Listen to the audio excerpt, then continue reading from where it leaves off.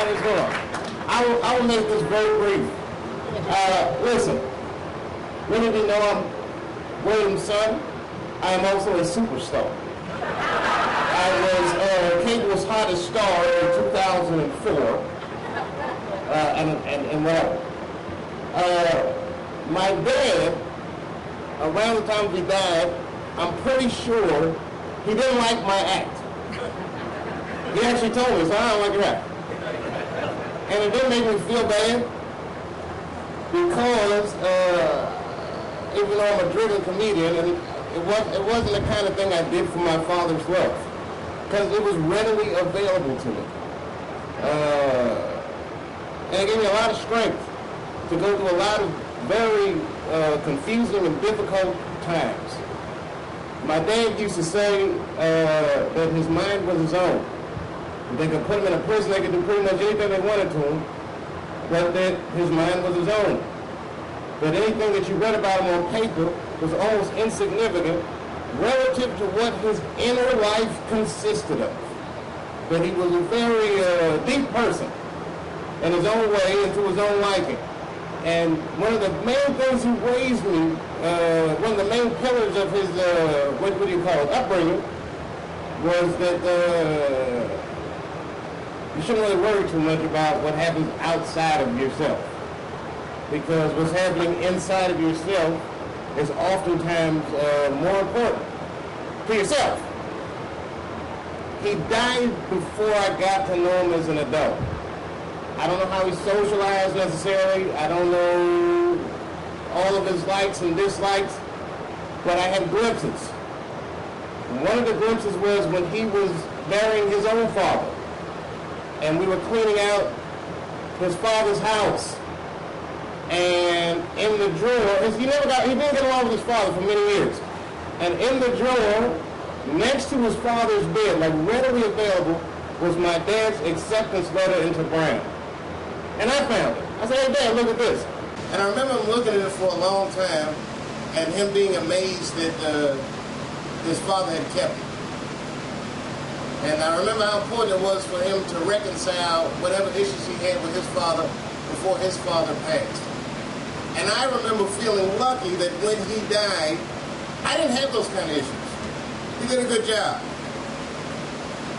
And one of the things he did, one of the many things he did that was incredibly empowering, and I'm not trying to talk too long. All right, I'll do it. Oh my goodness, ladies. All right, let me wind this up. But one of the most important things he did, I never realized, I'm a pretty conservative dude as an adult. And I never realized why my father raised me in a hotbed of hippie and communist activity.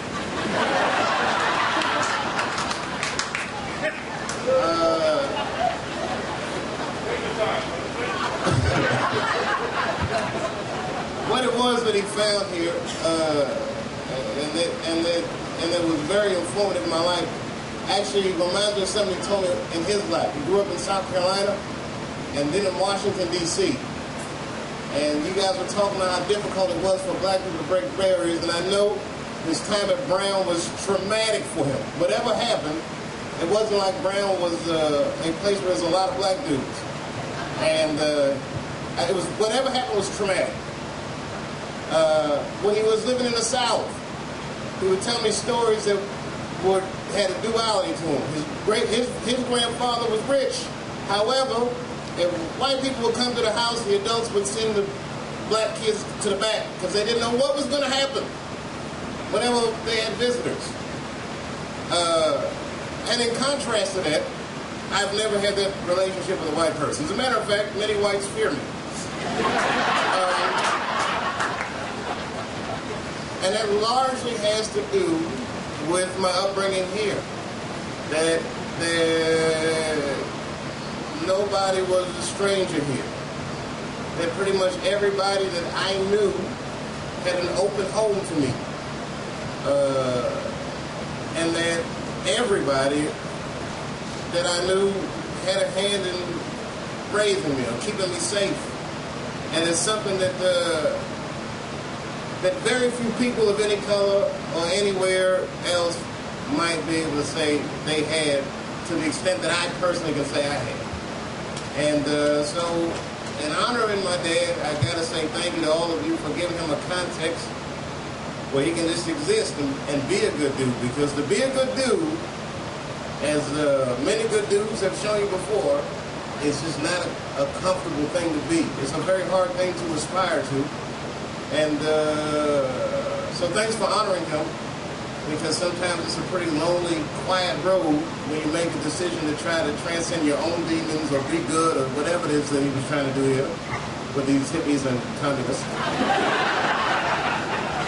But the fact that you guys are honoring my father, it says a lot about the school, which I never was a student at, but it was definitely a setting in my life. It says a lot about the community, and it says a lot about my dad. And I appreciate you, and thank you.